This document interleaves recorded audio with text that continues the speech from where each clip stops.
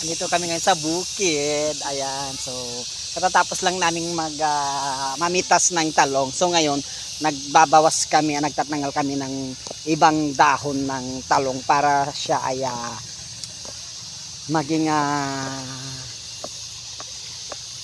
okay yung kanyang sanga sa baba para madali naming makita yung mga bunga.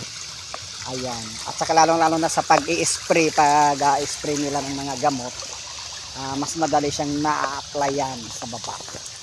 So, ito po ang dito tayo ngayon sa eggplant farm ng aming boss. Ayan. Kita nyo naman, napakaganda. And nakikita nyo naman, ayan. So, dito sa aming lugar ay napapalibutan kami ng kabundukan. Tingnan nyo dyan. Ayan, paikot.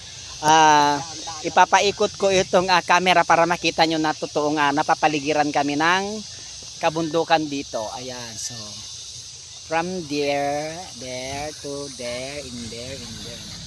Ayan, tingnan nyo naman, puro kabundukan dito sa amin. Ayan.